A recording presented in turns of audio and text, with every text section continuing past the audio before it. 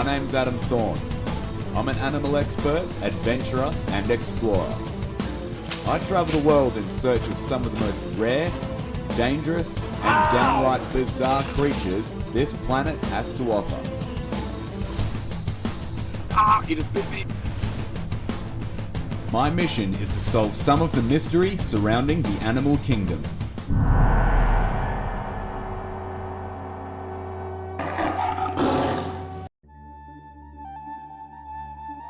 I'm going to show you how to make a wildlife trap. I mean, these are specifically for reptiles.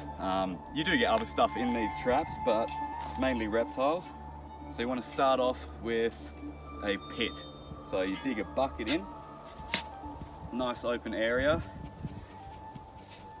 Take a while.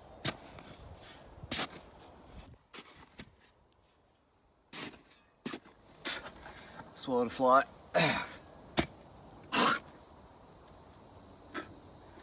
There he is.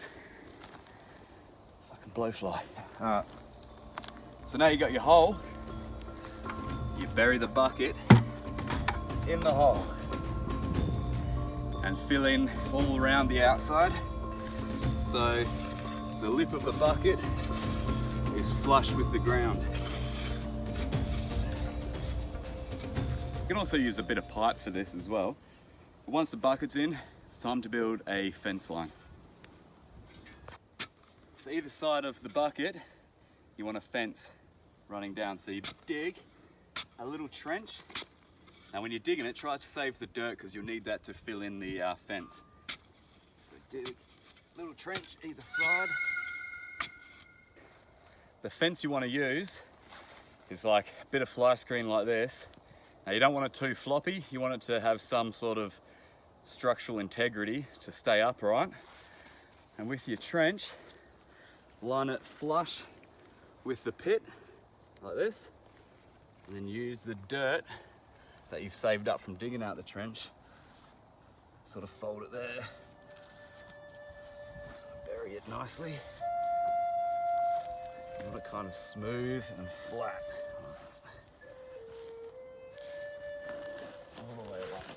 Try to get it as tight as you can as well, so there's no bends in the fence. Once you've dug the fence in, you just sort of straighten it out, like this, all the way along.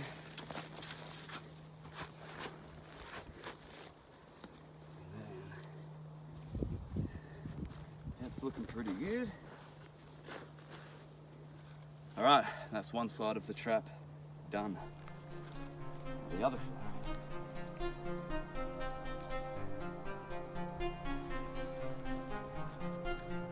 All right, so that's both fences done, pit in the middle.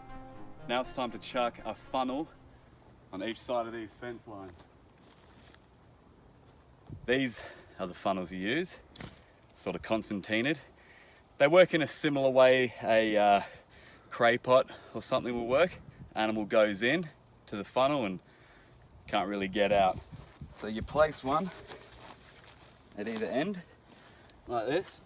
Get a bit of dirt in there so it's a nice little trail for the animal to go in.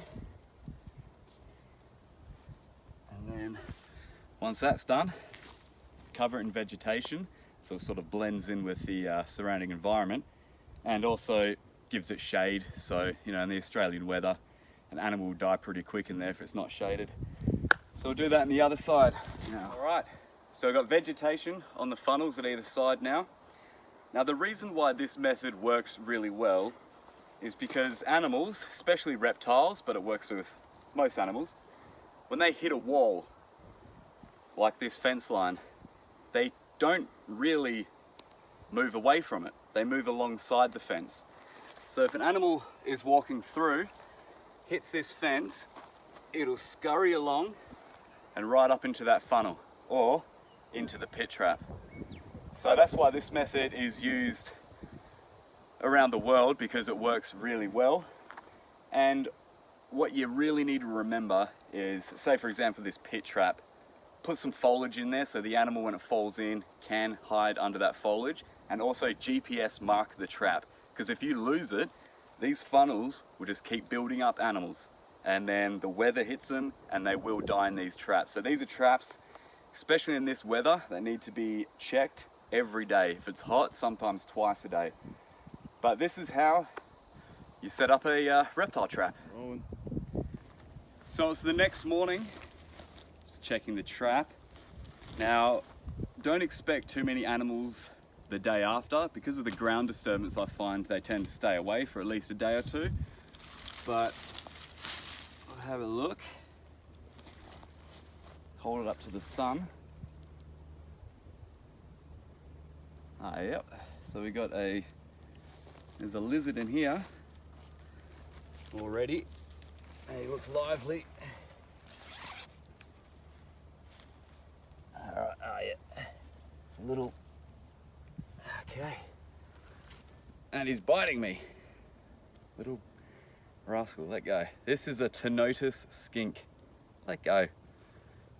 See, look at that already.